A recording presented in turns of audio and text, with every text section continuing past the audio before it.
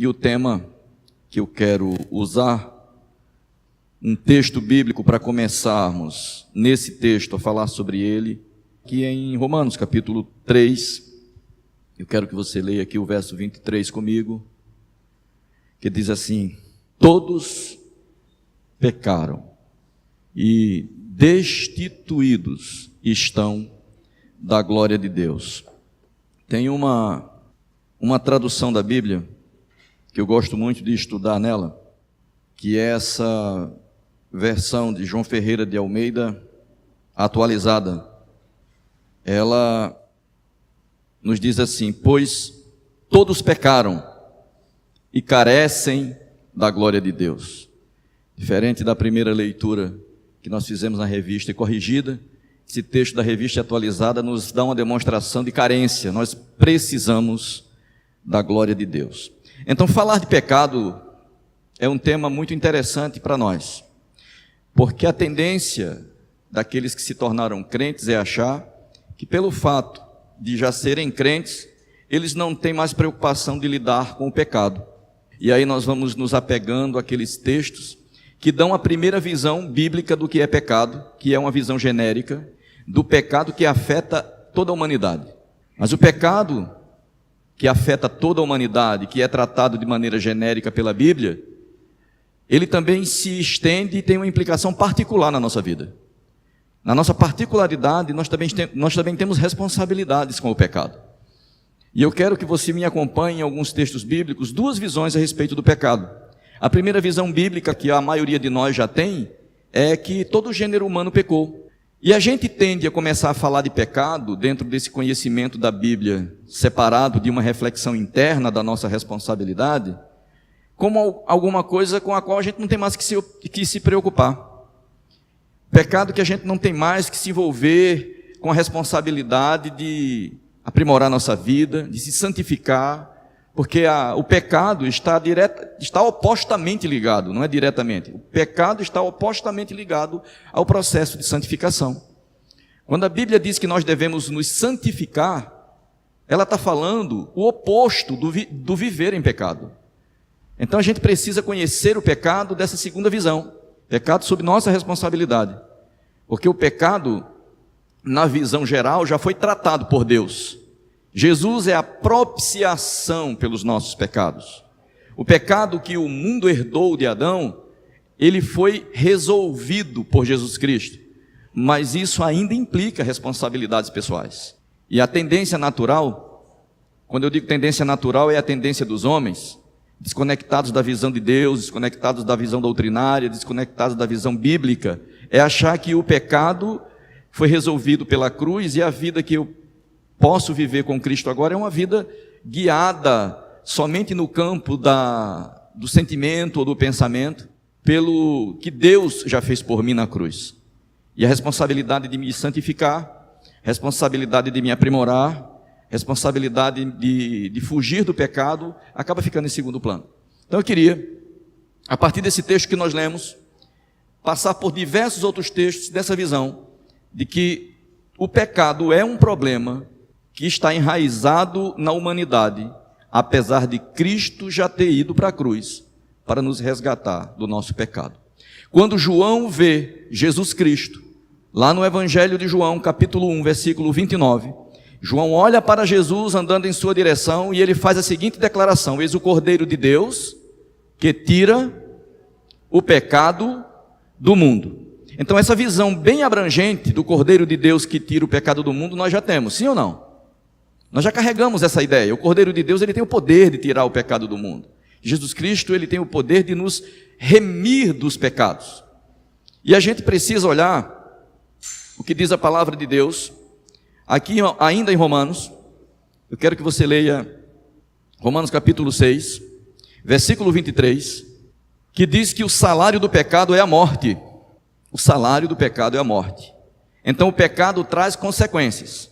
Você está olhando para a Bíblia e está vendo que tem logo em seguida: mas o dom gratuito de Deus é a vida eterna em Cristo Jesus. Às vezes a gente olha assim, o salário do pecado é a morte, e não dá atenção a esse texto, porque em seguida vem um texto muito mais motivador, que é o dom gratuito de Deus, a vida eterna. O texto é motivador, mas não desligou, não desconectou do texto anterior do mesmo versículo. O pecado tem um preço, o pecado tem um custo. E o pecado, ele não entrou na humanidade por nossa própria vontade. Quando nós nascemos, nós já nascemos debaixo da maldição do pecado. Nós não escolhemos nascer em um planeta onde a maldição do pecado impera e está impregnada a todos os homens.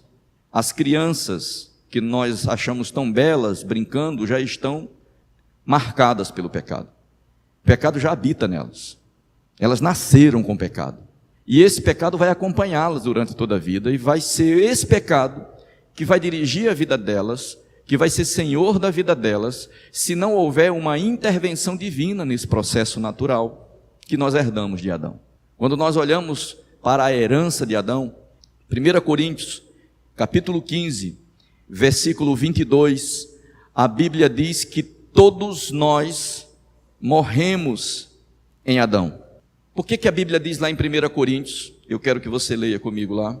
Todos morrem em Adão. 1 Coríntios, capítulo 15, versículo 22. Porque assim como todos morrem em Adão, assim também todos serão vivificados em Cristo. Em Cristo. Olha essa expressão da palavra de Deus. Todos morrem em Adão. A atitude de rebeldia de Adão com relação ao pecado nos trouxe como consequência a morte.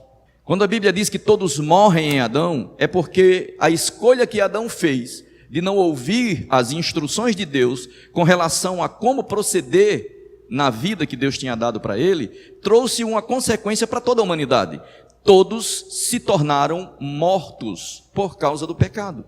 Porque o pecado gera morte. Foi esse o primeiro texto que eu li com você, não foi? Aliás, o segundo, o salário do pecado é a morte. Então a morte é a consequência do pecado. A consequência do pecado é a separação entre o homem e Deus.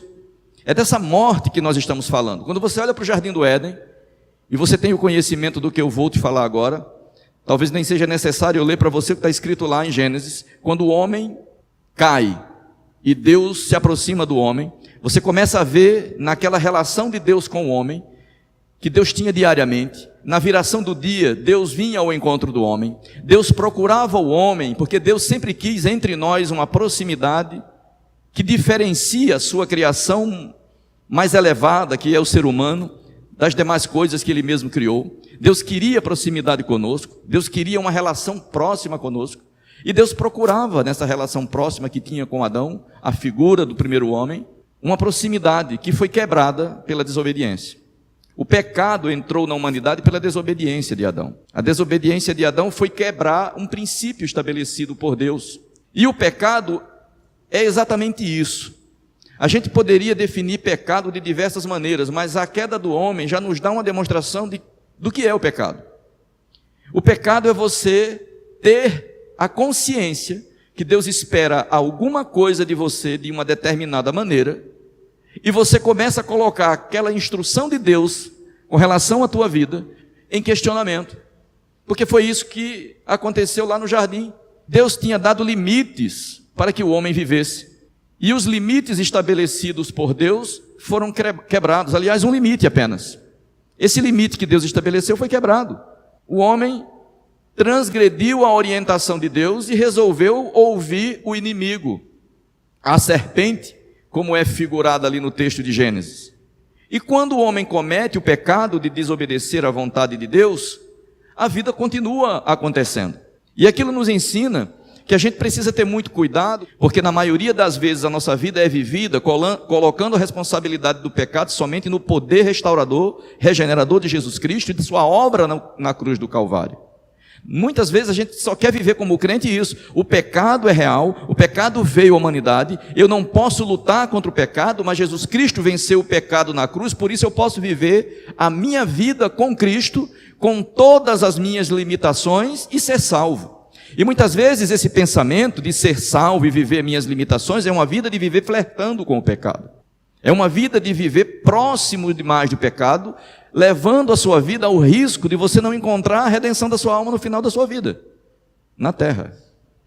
Então, assim, essa segunda visão é o que é mais importante, mas a queda começou a demonstrar o que é pecado. Pecado é Deus dizer que quer algo de você sem fazer o contrário.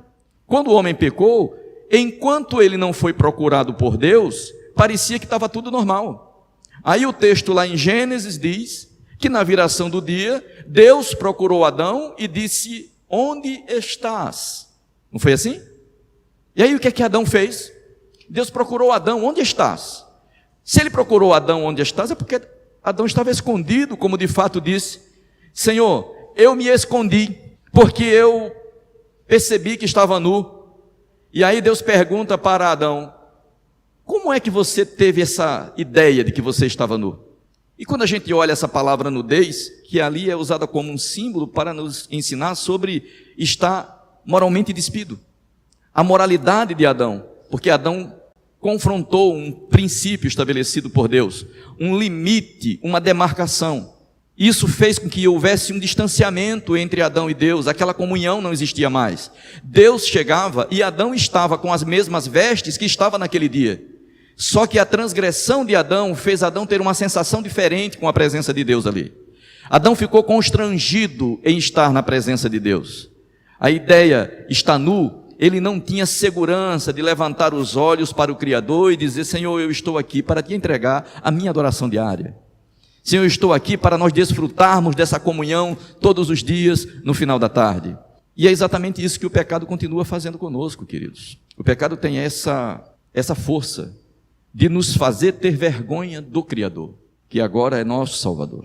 Enquanto a gente não é confrontado com a proximidade de Deus, a gente vai vivendo a nossa vida com o pecado, até que Deus se aproxima de nós.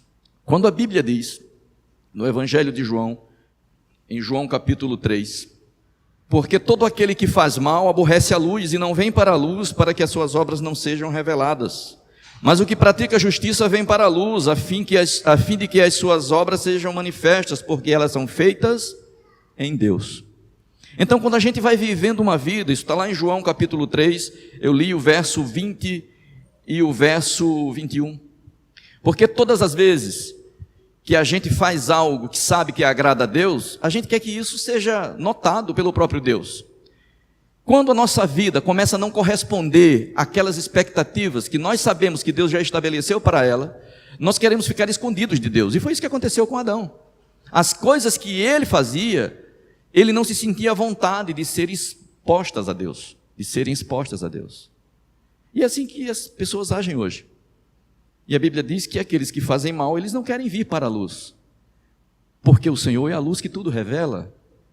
E estar escondido de Deus é uma atitude humana de se manter escravo do pecado, sem permitir que o Senhor faça uma obra de regeneração da sua vida, para que eles possam, através dessa obra de regeneração, iniciar um processo de santificação que o faça viver a vontade de Deus nessa terra. Amém?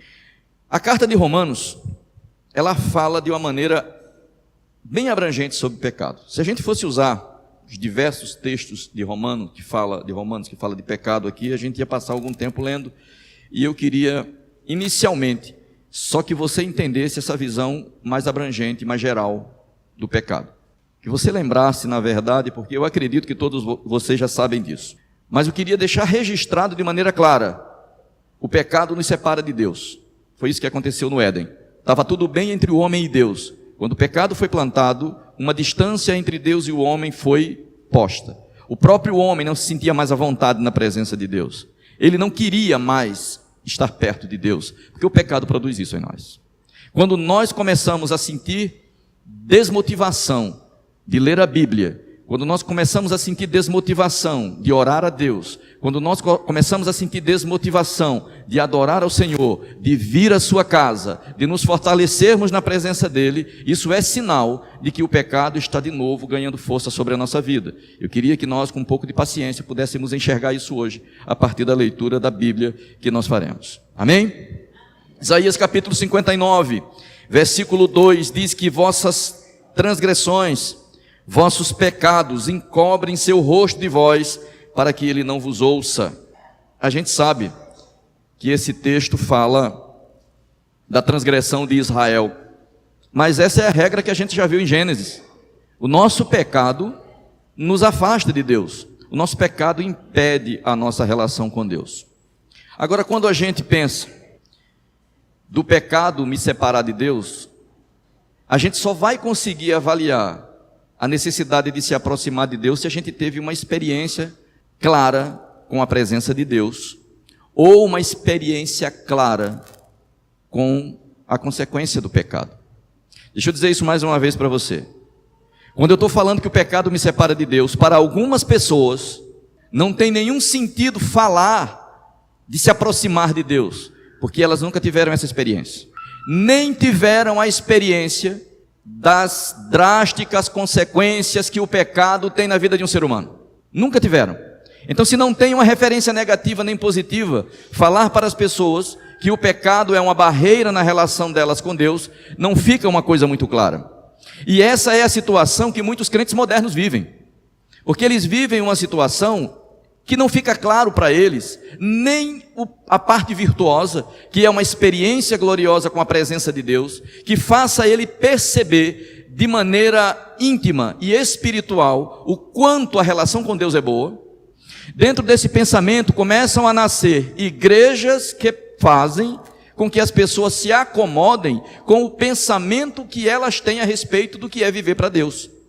Porque a visão geral de que o pecado nos separa de Deus, muitas pessoas que estão dentro de igreja têm, mas vivem uma vida de pecado. Porque hoje, no mundo que nós vivemos, cada um cria sua própria interpretação particular do que ele quer acreditar. E isso também relacionado com a palavra de Deus, com a doutrina que o Senhor estabeleceu para que nós, através dela, conhecêssemos a Ele e a sua vontade. E as pessoas vão vivendo a vida criando igrejas para todos os modelos de pensamentos que o mundo implantou na humanidade. Viver uma vida rompendo com o pecado é dessa maneira uma coisa que muitas pessoas nunca vão experimentar. Porque eles só têm a visão do pecado genérico herdado de Adão e dizem que se eu aceito a Jesus como aquele que tira o pecado do mundo, a vida que eu estou vivendo, independente das práticas que eu adote na minha vida, não tem nenhuma implicação na minha salvação. Porque eu aceitei o Jesus que cancela pecados. Eu aceitei o Jesus que João disse quando viu que é o Cordeiro de Deus, que tira o pecado do mundo. E a vida vai passando, e a gente vai vivendo uma vida somente com essa visão muito global, muito geral, de que o pecado foi cravado na cruz, e a vida que eu vivo agora é uma vida na graça, e essa vida na graça é uma vida que permite que do jeito que eu estiver vivendo, com a visão que eu dê sobre o que é vida com Cristo e santificação, eu vou chegar no final da minha história, e vou ouvir de Deus, entra meu querido filho para o lugar de descanso. Muitas pessoas ainda se iludem com esse pensamento, até que Jesus se manifestou na carne, o pecado dominou a humanidade. Aí Jesus veio, João o apontou, Jesus foi para a cruz e disse: está consumado. Ali começa uma grande responsabilidade minha.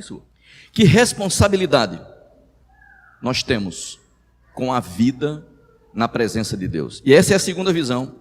É uma visão do pecado mais num campo mais específico, num campo pessoal da nossa vida. Que Cristo morreu para nos tirar os pecados, a gente sabe. Agora a gente precisa dar uma olhada na 1 João, eu quero que você leia comigo esse texto. 1 João, essa segunda visão de pecado é uma visão que as pessoas não estão muito acostumadas a ver. Porque a graça não significa viver na presença de Deus admitindo que nós não tenhamos responsabilidade nenhuma de fazer a vontade de Deus. A remissão dos pecados que nós obtivemos pela obra regeneradora de Cristo em nós, não nos priva da responsabilidade que nós vamos ler agora na palavra do Senhor. 1 João capítulo 2, desculpa, eu falei capítulo 3, foi? Filhinhos, estas coisas vos escrevo para que não pequeis. E se alguém pecar, temos um advogado para com o Pai, Jesus Cristo, o justo. Qual é a orientação dada pelo apóstolo João para nós? Vou ler aqui na revista, na Almeida Atualizada. Meus filhinhos, escrevo-lhes estas coisas para que vocês não pequem. Mas se alguém pecar, temos um advogado junto ao Pai, Jesus Cristo, o justo. Então nós começamos a ver que o pecado não tem só aquela visão mais distante, mais abrangente, mais global, de algo que estava impregnado à humanidade, e que Jesus Cristo, pela sua morte no Calvário, conseguiu nos remir daquela culpa. O pecado também acontece em um plano onde nós temos responsabilidades pessoais com ele, independente de qualquer coisa. O Senhor espera que a gente não peque. Porque eu não vou falar sobre santificação, mas já toquei nesse assunto hoje. Santificação é o processo inverso da vida em pecado. E nós vamos ler nessa leitura da carta de João algumas coisas que nos mostram o nível de responsabilidade que o Senhor nos dá com relação ao pecado. E começa dizendo: filhinhos, eu estou escrevendo essas coisas para que vocês não pequem. Embora o texto diga que nós temos um advogado, a instrução inicial é: não pequem. Antes que a gente prossiga, eu quero fazer você lembrar do que Jesus Cristo disse àquela mulher adúltera, lá no Evangelho de João capítulo 8. Quando Jesus fala com a mulher adúltera, as pessoas costumam dizer: Jesus Cristo não condenou aquela mulher. E as pessoas começam a falar de liberdade em Cristo, confundindo essa liberdade em Cristo com a vida de pecado. E dão como exemplo disso o perdão de Jesus à mulher que foi flagrada em adultério. Muitas pessoas dizem assim: a gente vai para a igreja para ser julgado pelas pessoas, a gente vai para a igreja para que as pessoas fiquem doutrinando, falando sobre o que é certo, sobre o que é errado, e dizem: Jesus Cristo não fez isso.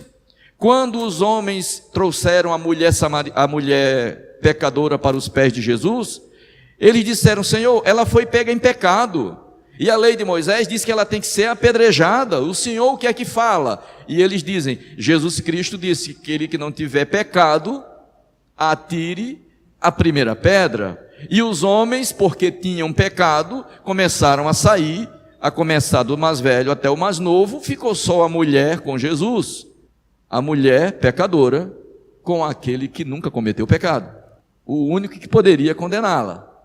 O único que poderia dizer: a lei de Moisés ainda vale, pode ser executada. Mas Jesus Cristo estava mostrando ali qual é o poder que a graça de Deus tem, sem nenhuma simplificação. Essa simplificação que as pessoas querem dar. Jesus perdoou a mulher, óbvio que perdoou, óbvio que disse: eu também não te condeno. Mas logo após dizer eu também não te condeno, ele disse outra coisa. Alguém lembra o que ele falou? Vá e não peques mais. Então a vida em pecado não combina com a vida de quem quer viver na presença de Deus. Se nós queremos viver na presença de Deus, uma coisa precisa estar fora da nossa vida, é o pecado.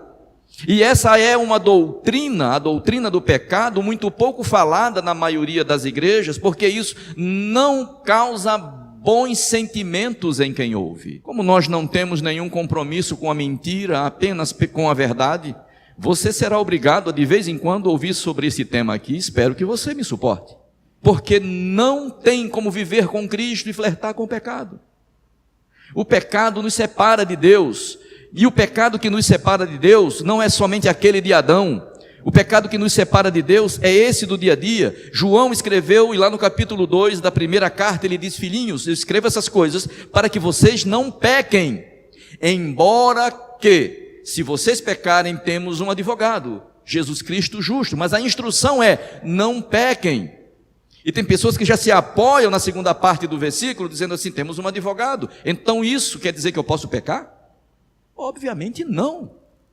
Temos um advogado para a eventualidade de eu cometer um pecado, porque aqueles que estão em processo de santificação não vivem mais em pecado. A graça de Deus expressa por Jesus para aquela mulher pecadora começa dizendo assim: olha, você não será condenada, mas você tem a responsabilidade de não mais cometer pecados. Você está sendo perdoada.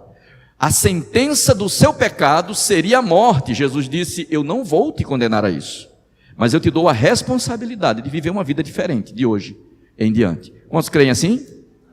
Uma vida livre do pecado. Nós estamos lá em 1 João, eu só falei lá da história da mulher pecadora para a gente clarear a nossa visão.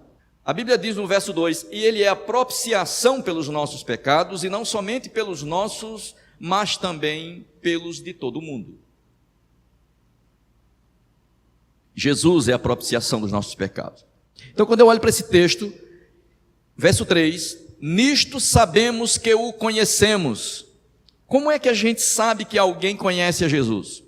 Nisso sabemos que o temos conhecido, se guardamos os seus mandamentos. Olha, quando João está falando de não pecar, ele está falando para as pessoas que estão ouvindo a mensagem da carta. As pessoas ouviram essa leitura dizendo: quem conhece a Jesus obedece os seus mandamentos. Aí as pessoas têm a tendência de pensar: pastor, peraí, nós não estamos vivendo na graça? Como assim obedece mandamento? Não é só aceitar a Jesus, entregar seu coração a Ele e viver a vida na expectativa da eternidade até que tudo termine? Não tem que obedecer mais a ninguém. Pois é, para a decepção de alguns, a graça não nos isenta da responsabilidade da obediência. A graça traz consigo orientações. Aliás, a graça não invalidou os mandamentos antigos. E há pessoas que pensam: os mandamentos de Deus do Velho Testamento já foram terminados, agora nós vivemos pela graça, e essa declaração que muitos fazem, que agora vivemos pela graça, é uma declaração que parece que Deus não espera mais nada de nós. É apenas que a gente venha para a igreja, cante hino, faça orações e escute mensagens. Quando na verdade ainda existe a lei, ela está estabelecida, nenhum jota, nenhum tio foi tirado, e nós ainda devemos obediência à palavra de Deus. Aliás, eu costumo dizer, desde o início do nosso ministério aqui, que é muito mais difícil obedecer às orientações da graça do que às orientações da lei. Quem está comigo desde o início lembra que eu sempre cito o Sermão da Montanha. Sermão da Montanha, Jesus diz assim: ouvistes o que foi dito aos antigos. E quando ele diz ouvistes o que foi dito aos antigos, tem sempre uma orientação que os antigos poderiam fazer, e ele diz para nós: eu, porém, vos digo. A graça inaugura em nós mais responsabilidade de viver uma vida mais profunda nessa relação com Deus do que os que viviam sob a lei viveram. Muito mais profunda. Responsabilidade nossa ultrapassa aquela responsabilidade de quem viveu pela lei. O texto diz assim: se alguém olhar para uma mulher com um olhar impuro, já cometeu adultério com ela. E o que era válido para os antigos? Não cometerás adultério. Se isso já fosse obedecido, tudo certo. Agora a Bíblia diz: se você olhar, já cometeu adultério com ela. Ouvistes que foi dito aos antigos: amarás aos teus amigos, aborrecerás aos teus inimigos. Aí Jesus diz assim: eu, porém, vos digo: amarás os teus inimigos, orem pelos que vos maldizem e vos perseguem. Isso é mais fácil ou é mais difícil? Então nunca confunda graça com libertinagem. A graça traz para nós implicações de responsabilidades muito mais elevadas, por uma razão simples: era impossível que os mandamentos da lei estabelecidos por Deus fossem obedecidos pelos homens marcados pelo pecado. E a Bíblia diz que a morte reinou de Adão até Moisés. Então, sob a égide da lei, a morte imperava. E aquelas pessoas que tinham orientações de fazer as coisas conforme a vontade de Deus, elas não conseguiam obedecer a Deus.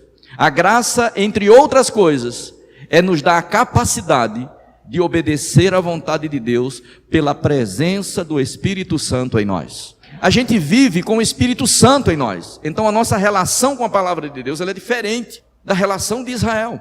Quando a Bíblia diz para Israel: não cometa adultério, Deus pode elevar o nível e dizer para a igreja: nem olhe para não cometer adultério só no seu pensamento. Consegue perceber? Consegue notar o nível de responsabilidade ao qual Deus nos traz? Então nisso sabemos que o conhecemos se nós guardamos os seus mandamentos. Então existem mandamentos que você precisa obedecer. Aquele que diz que eu o conheço e não guarda seus mandamentos é mentiroso e nele não está a verdade. Então Deus espera que você o obedeça. Livrar-se do pecado é, em primeiro plano, estabelecer que você vai obedecer à vontade de Deus. E onde é que você encontra a vontade de Deus? Na sua palavra, nos seus ensinamentos, submetendo-se a um processo de desenvolvimento, de conhecimento de Deus e de sua vontade, que só é possível quando você é exposto à palavra de Deus. Amém? Mas qualquer que guarda a sua palavra, o amor de Deus está nele verdadeiramente aperfeiçoado. Nisso conhecemos que estamos nele. A gente só pode ter a percepção de que vivemos em Cristo, que aquela declaração de Paulo, não vivo mais eu, mas Cristo vive em mim. Quantos conhecem, digam amém. Paulo diz assim, não vivo mais eu, mas Cristo vive em mim. A vida que agora vivo, vivo na esperança do Filho de Deus, que a si mesmo se entregou por mim. Queridos, essa realidade da vida de Deus em nós, da presença do Espírito Santo em nós, é uma experiência que só é possível dentro do contexto desse verso que nós acabamos de ler. Aquele que guarda sua palavra, o amor de Deus está nele verdadeiramente aperfeiçoado. Nisso conhecemos que estamos nele. Nós só estamos em Cristo se nós obedecemos a sua palavra. Se nós não tivermos alcançado um nível de consciência que é necessário obedecer a palavra de Deus, podemos até ser crentes, mas não estarmos em Cristo. Consegue compreender o que eu estou falando, sim ou não? Podemos vir à igreja, podemos participar de culto, podemos pregar, podemos ensinar, podemos ministrar, podemos fazer uma série de coisas na igreja, mas é estando em Cristo que nós vamos obedecê-lo, ou obedecer às suas orientações, é sinal de estar nele. Eu quero ler com você Romanos, alguns textos aqui no capítulo 6 ainda, verso 12, olha o que diz a palavra de Deus. Na verdade eu quero começar a ler aqui no 7, porque aquele que está morto está justificado do pecado.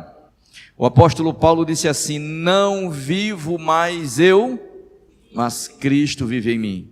Estou morto para o pecado, mas vivo para Deus. Essa fronteira, queridos, essa fronteira entre pecado e santidade, a gente precisa estabelecer de maneira muito clara, para a gente fugir de uma vida de religiosidade, de frequência na igreja, que não me faz ser a pessoa que Deus quer que eu seja, que eu não viva o nível de santidade que Deus espera que eu experimente na minha vida.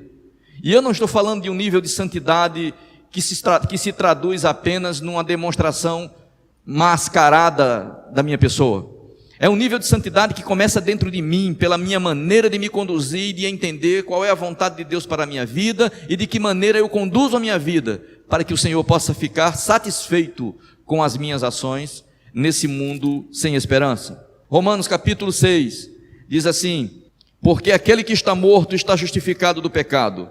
Ora, se já morremos com Cristo, cremos que com Ele também viveremos. Então aqui está a resposta, nós morremos com Cristo, na semelhança da morte de Cristo no Calvário, nós também precisamos morrer, para que a gente viva uma vida em santificação.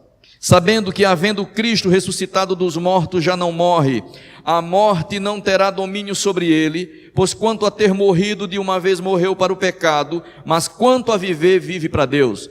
Assim também vós considerai-vos mortos para o pecado, mas vivos para Deus em Cristo Jesus, nosso Senhor.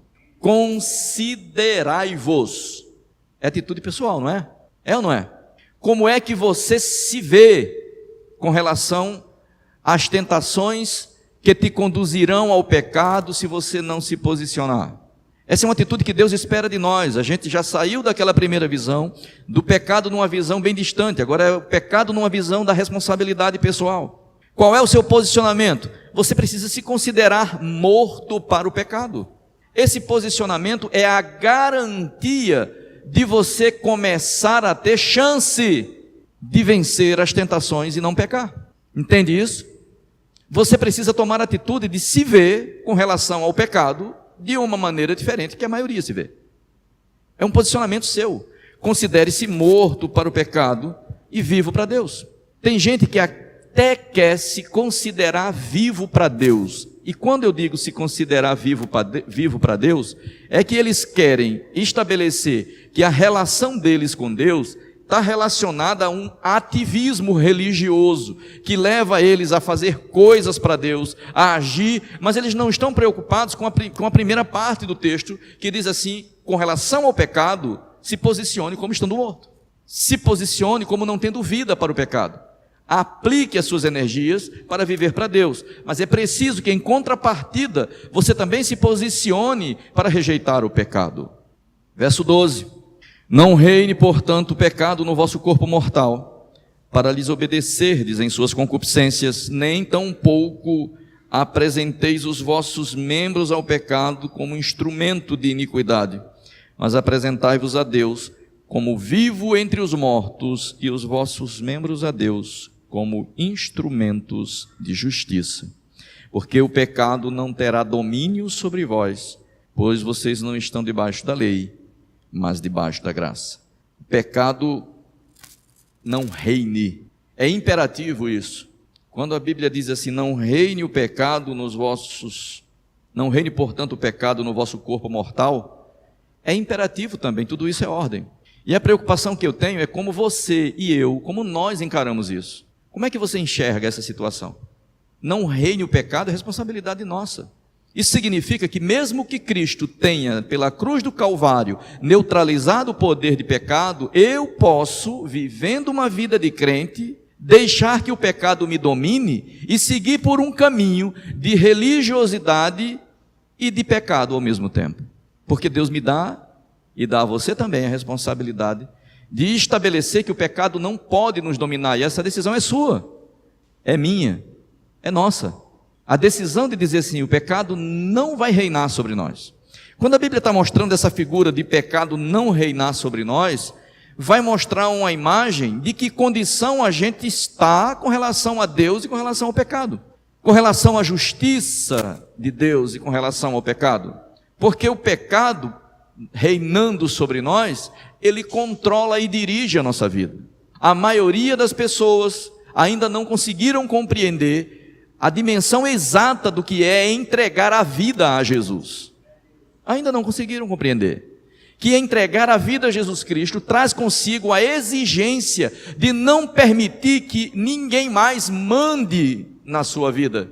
E muitas pessoas estão entregando a vida a Jesus e permitindo que o pecado reine ainda sobre a vida deles. E a instrução de Paulo aos Romanos no capítulo 6 é clara, é bem objetiva. Não reine é uma orientação dada para você assumir a responsabilidade de não permitir que o pecado seja senhor da sua vida, porque ele vai se estabelecer e controlar você, se você não se posicionar. E aí, o verso 14 diz: o pecado não terá domínio sobre vocês, porque vocês não estão debaixo da lei, mas debaixo da graça. A lei não conseguiu extinguir o pecado, mas a graça torna possível a gente extinguir o pecado. A Bíblia diz que aquele que nasceu de Deus não peca. Aqueles que são nascidos de Deus não pecam. Se peca, é porque não nasceu de novo. Isso é possível? Viver uma vida sem pecado? É possível, na graça, viver uma vida sem o domínio do pecado? Sim. É possível viver sem pecar? É, porque a Bíblia diz que o nascido de Deus não peca. Aquele que é nascido de Deus não peca. Ele não tem condições de pecar. Ele não peca não é só porque está nesse primeiro nível de não deixar o pecado dominar, de uma atitude pessoal sua. Quando ele nasce de Deus, ele não peca porque ele nasceu de Deus. Ele não pode pecar porque a natureza de Deus está nele. Amém? Quando ele é de novo gerado, ele tem a natureza do segundo Adão, a natureza de Jesus Cristo nele, de verdade, não de fantasia, de consciência e de realidade, não permite que ele peque. Ele não pode pecar porque ele nasceu de novo. O que ele reflete é a natureza que ele tem. Se o pecado nos domina, o reflexo do pecado nos dominando é o pecado sendo praticado. O reflexo da graça de Deus enchendo nossa vida é a presença de Deus em nós, e o que nós vamos expressar é a natureza e as virtudes de Deus. Quem nasceu de Deus não pode pecar, porque nasceu de Deus. E é esse o desafio que a palavra de Deus nos faz, nascer de novo. Esse foi o desafio que Jesus fez a Nicodemos. Porque existem pessoas que acham que vão conseguir levar uma vida de crentes, uma vida religiosa, sem deixar com que esse processo de santificação, de novo nascimento, ocorra com eles. E vão vivendo uma vida de ilusão. Nicodemos chegou para Jesus Cristo e disse assim: Senhor, tu és o mestre vindo de Deus, porque ninguém pode fazer os sinais que tu fazes, se Deus não for com ele. Qual foi a resposta de Jesus para Nicodemos? Quem não nascer de novo não pode ver o reino de Deus. Então o novo nascimento é uma experiência que nós precisamos ter com relação à nossa vida na fé. E tem pessoas que querem viver uma vida na fé unicamente baseada nas informações que ela tem sobre Jesus Cristo, ou que elas têm sobre Jesus. Era assim a vida de Nicodemos. Senhor, tu és o mestre vindo de Deus, nós temos o conhecimento de quem tu és. O que Nicodemos estava dizendo era: eu posso testificar que o Senhor é o Messias. E Jesus fala para ele que as informações sobre ele ser o Messias, ou sobre quem ele era, não era o suficiente, era necessário nascer de novo. Nicodemos não entendeu nada daquilo e ficou conjecturando com Jesus: como é que pode um homem nascer de novo sendo velho? Tem muito crente assim. Tem muito crente ainda hoje que se tornou crente, aprendeu sobre doutrina, aprendeu sobre várias informações da Bíblia, estão vivendo uma vida sem a experiência do novo nascimento. Quem não nascer da água e do Espírito, eu tenho que dizer isso para você, não vai entrar no reino de Deus. Não vai entrar. Então a gente precisa buscar uma experiência com Deus de novo nascimento, porque é isso que me faz me livrar do pecado. Porque existe uma necessidade que é de, pela instrução do que é certo, começar uma luta minha contra o pecado. A Bíblia vai dizer aqui, verso 17 do mesmo capítulo 6 de Romanos: mas graças a Deus, que tendo sido servos do pecado, obedecestes de coração a forma de doutrina a que fostes entregues. Deixa eu ler esse texto aqui na Nova Almeida Atualizada. Romanos 6,17. Mas graças a Deus, que tendo sido escravos do pecado, vocês vieram a obedecer de coração a forma de doutrina a que fostes entregues. Então veja bem, escravos do pecado precisam tomar uma atitude, e essa atitude é pessoal, de a partir do que aprendem na doutrina, no ensino da palavra de Deus, começar a viver uma vida conforme Deus planejou que vivessem. Essa atitude é pessoal, é a minha relação com Deus a partir da minha responsabilidade, é a busca de que através da palavra o Espírito Santo vá me regenerando e me restaurando, para que eu atinja o nível do novo nascimento de verdade. O novo nascimento de verdade vai me levar a um patamar muito mais elevado de consciência da vontade de Deus, que não vai permitir, pelas virtudes de Deus que se refletem em mim, que eu cometa pecados. A realidade é essa, é que nós vivemos um mundo onde descobrir o que é pecado e o que não é pecado é muito difícil, porque cada um tem a sua própria versão. Se a gente perguntar a uma pessoa se uma determinada coisa é pecado, ela vai ter uma explicação que não é e os motivos pelo qual não é. Se perguntar a outra pessoa isso é pecado, a pessoa vai dar a explicação que é e vai dar a razão dela, pela qual ela acredita que seja. Mas a gente precisa estabelecer que toda a compreensão que a gente precisa ter sobre o que é pecado venha das Escrituras. A palavra do Senhor nos instrui. E quando a gente não sabe o suficiente, precisa estabelecer uma outra coisa. Preciso avançar na compreensão de qual é a vontade de Deus. E, por exemplo, eu não vou conseguir esgotar todo o pensamento que a palavra de Deus trata sobre pecado. Eu estou dando de maneira bem superficial que o pecado na Bíblia é mostrado sob duas óticas. Uma bem geral, que é aquela que Jesus tratou na cruz do Calvário, e a segunda visão, que é a pessoal, que eu assumo a responsabilidade com relação ao pecado, de me posicionar diante dele e viver a vida conforme as orientações de Deus.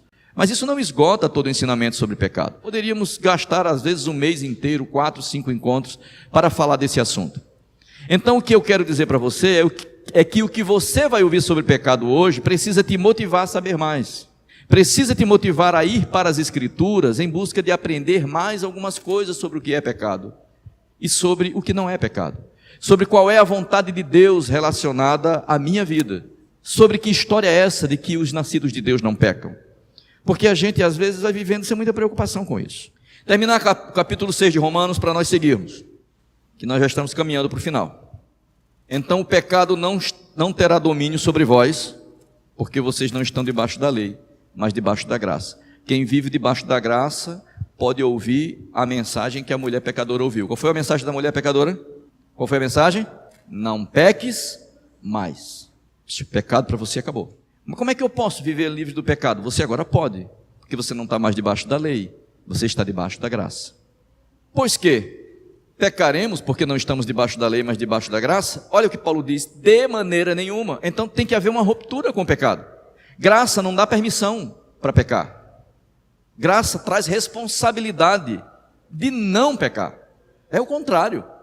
Ah, pastor, a graça é porque eu posso viver as minhas fraquezas, tropeçar, como disse lá em João, e se eu cair tem um advogado? Sim, se você cair você tem um advogado, mas a meta é não pecar. A meta é você assumir a responsabilidade de fazer o que é correto. A meta é assumir a responsabilidade de fazer a vontade de Deus, e esse é o primeiro estágio. É você, pelo que você aprende da doutrina, estabelecer que a sua vida será norteada pelo que Deus te ensina.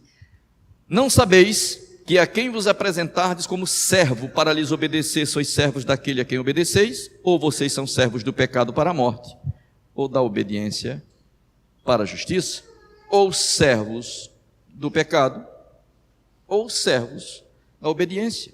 Nós somos servos daquele a quem nós obedecemos. Mas graças a Deus, nós já lemos até esse texto, que tendo sido servos do pecado, obedecestes à doutrina. Então a obediência à doutrina me livra da condição de ser servo do pecado. E libertados do pecado, fostes feitos servos da justiça. Falo como a homens pela fraqueza da vossa carne, pois que assim como apresentastes os vossos membros para servirem à imundícia e à maldade para a maldade, assim apresentai agora os vossos membros para servirem à justiça, para a santificação. Qual é o oposto do pecado? A santificação. Então a vida de santificação é o que Deus espera de nós. A Bíblia diz assim: sede santos, porque eu sou santo. Como é santo aquele que vos chamou, sede vós também santos em toda a vossa maneira de viver.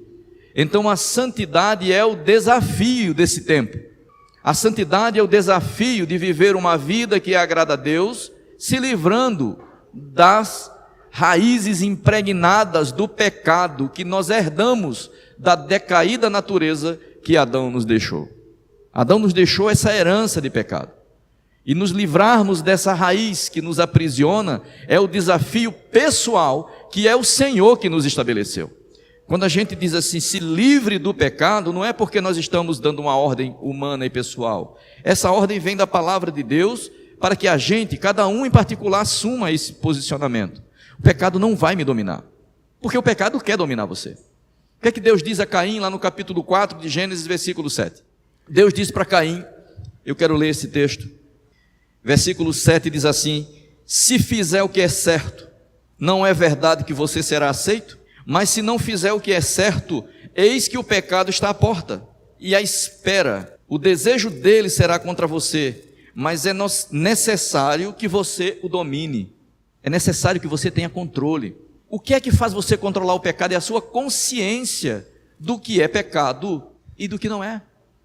E você só vai ter noção do que é pecado e do que não é, se você tiver parâmetros iniciais para estabelecer o que é certo e o que é errado. A palavra de Deus são esses parâmetros, são as fronteiras que Deus estabelece. Então, se você não tem o hábito de conhecer a palavra de Deus, de ler cotidianamente a palavra de Deus, você não terá nenhuma referência para se livrar do pecado, porque é responsabilidade sua. Deus já disse isso lá no início da história. Olha, o pecado está à espreita, é necessário que você se posicione para controlá-lo, senão ele vai dominar você, porque o pecado tem esse poder. O pecado ele vai nos escravizando. Então pequenas práticas que nós consideramos inofensivas é o que vai nos prendendo. Às vezes a gente não dá atenção ao que é certo e o que é errado pela ignorância da vontade de Deus. Por isso que estava lendo com vocês a carta de João, mostrando para vocês que nós temos uma responsabilidade de fazer o que é certo, de conhecer a vontade de Deus e de obedecê-lo.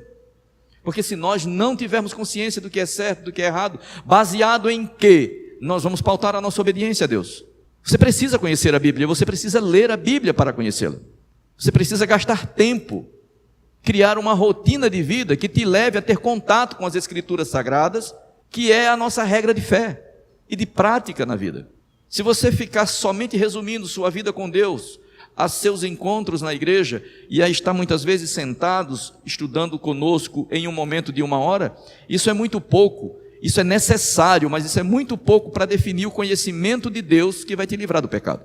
Você precisa estabelecer uma jornada de vida que te leve a conhecer a Bíblia de maneira mais profunda, pela leitura, pela reflexão do que você lê, pelo estudo do que está escrito, para que através desse conhecimento você comece a ter parâmetros para fazer as escolhas certas quando for confrontado com o pecado. A gente vai deixando o pecado se instalar na vida porque pequenas coisas que nós fazemos às vezes não nos trazem as consequências desastrosas que muitas vezes nós somos orientados pela palavra de Deus que elas trarão. Como as consequências não são vistas de maneira imediata, a gente vai deixando que essas práticas vão se acumulando em nossa vida, vão se instalando em nossa vida, e quando nós menos esperamos, nós estamos aprisionados em uma vida completamente dominada e entregue ao pecado. Tenha cuidado para o pecado não dominar você. Amém? Porque o salário do pecado é a morte, mas o dom gratuito de Deus é a vida eterna em Cristo Jesus. 1 João, no capítulo 3, verso 5. Eu vou ler nessa versão da revista Almeida Atualizada, que tem um texto talvez mais claro para a gente acompanhar. Capítulo 3, eu vou ler do 4 em diante. Todo aquele que pratica pecado também transgride a lei, porque o pecado é a transgressão da lei. E vocês sabem que ele se manifestou para tirar os pecados, e nele não existe pecado. Todo aquele que permanece nele não vive pecando. Todo aquele que vive pecando não o viu, nem o conheceu. Filhinhos, não se deixem enganar por ninguém. Aquele que pratica a justiça é justo, assim como ele é justo. Aquele que pratica pecado procede do diabo, porque o diabo vive pecando desde o princípio.